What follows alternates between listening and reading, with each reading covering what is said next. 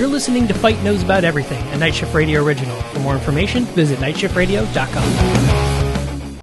It's Friday, February 26th, and we're going to do our weekly recap. But before we do that, we're going to talk a little bit about rebranding. So I do want to mention that we've had a great time in the show. I've had a great time producing this show. It's been just something I always wanted to do, just something simple like this, creating fun little bits in a short little podcast that was daily-ish. But we're going to rebrand the show a little bit to be called Fight Knows About Everything, because I pride myself in being an insufferable know-it-all, and I want to showcase it off on the world. So the format exactly is going to stay the same. Just the name is going to be different. It is now Fight Knows About Everything. Of course, you can still reach me over on Twitter at @TheMichaelFight and over on Instagram at MichaelFight. And of course, for more information, please visit nightshiftradio.com. And thank you so much for subscribing, both on your podcast player or on YouTube, wherever you happen to be watching the show. And if you have a second, leave a rating and review or a comment over on YouTube. I would greatly appreciate that. But let's get into the weekly news. So speaking of rebranding, a new report has showed that Mr. Potato Head is also rebranding to just Potato Head to be more gender neutral. The Hasbro toy originally launched in 1952 for 98 cents, but it was only just a bag of accessories. There was no potato included. You had to supply your own potato.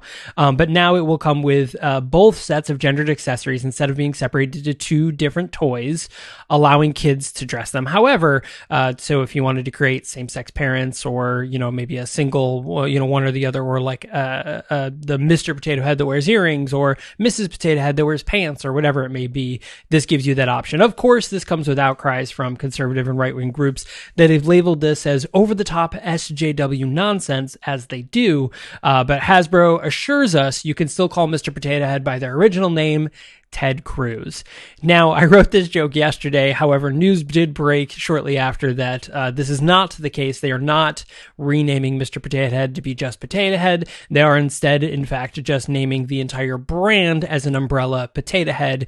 You could still buy a Mr. Potato Head, a Mrs. Potato Head, Kid Potato Head, Pet Potato Head, the whole spiel. So basically they're just saying, hey, this is the Potato Head line of toys, and you can still buy one of each, or just a bag of accessories like back in the day to add on to your Potato Head. So there's a clarification from Hasbro about this, which they were like, this was the case all along, and somebody just took this and ran with it and made it be more than it was. So I get it. This would not be uncommon for brands like this to basically create gender neutral things, as all things should, because kids don't know about gender. That's something that you've been taught. If you ever wonder about that, just take a look at photos of past presidents, including Teddy Roosevelt and FDR, who were photographed wearing dresses, as was common in boys until they were about 12 years old. Anyways, let's move on. So speaking of adding other things on, Twitter has announced an upcoming feature called Super Follow, which would allow users to subscribe to a person for roughly $5 a month and allow options like tipping and exclusive content, stuff that's only available to people that follow. This seems to be Twitter's long-rumored start of a paid model. Rumors have included a paid version of verification as well as an ad-free scrolling experience. Finally, I can cancel my OnlyFans account so people can just, tip me for making an ass of myself on Twitter instead of showing my ass on OnlyFans. Paramount Plus. So Paramount Plus is the brand new streaming service, as if you didn't need another streaming service and Plus account going on, has announced a slew of new shows outside of Star Trek shows and the Nickelodeon shows they've brought on. They're doing lots of relaunches and reboots of classic kids shows like Rugrats, and recently we just learned that Nickelodeon started up Avatar Studios to basically create spin-off shows of Avatar: The Last Airbender, which, by the way, definitely want to check out the podcast Latchkey Kids. Sarah Sweeney, the host, actually did an interview with Greg Baldwin, who is the voice of Uncle Iroh. It's actually a two-parter episode, and she did an interview with Greg Baldwin, and he talks a lot about his experience of being Uncle Iroh and that sort of thing. So definitely check that interview out. So one of the big news of this that just came out is that they're actually going to relaunch the classic show Frasier with all of the original cast that are still alive, starring Kelsey Grammer as a call-in radiotherapist. And actually, Frasier was a spin-off of the show Cheers. So Dr. Crane would visit the set of, or would visit the show Cheers. He would go to that bar, and then this basically follows his story as he moves back to Seattle and starts in his radio call-in show. Pretty interesting. This is fantastic. The show originally aired from 1993 until 2004, but now it's coming back with Kelsey Grammer. So finally we can learn what to do with all that tossed salad and scrambled eggs. They're coming again.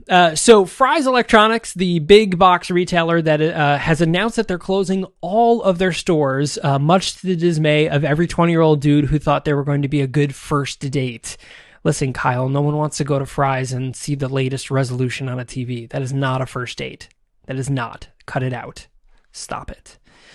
This is just another long line of big box retailers that have been shuttering their stores. More specifically, Best Buy has also been closing a lot of their stores. So very soon, there will not be any more places for you to buy that New Found Glory CD. A major Xbox Live outage hit the world yesterday. It was pretty wild. The Microsoft-backed live service was down for over 2 hours, disabling all online-based services such as popular games like Fortnite and Among Us, which caused kids to actually have to pay attention in their online classes. It was crazy. Like, Xbox Live went down, math scores shot up. It was a weird buy-sell moment. Marjorie Taylor Greene, your crazy aunt who somehow has a government job, is back in the news for doing something horrible again. She's just an absolute terrible person. This time by posting a sign outside of the office of Marie Newman, who also has a trans daughter, recently showing support for the Equality Act by placing a trans flag outside of her own office.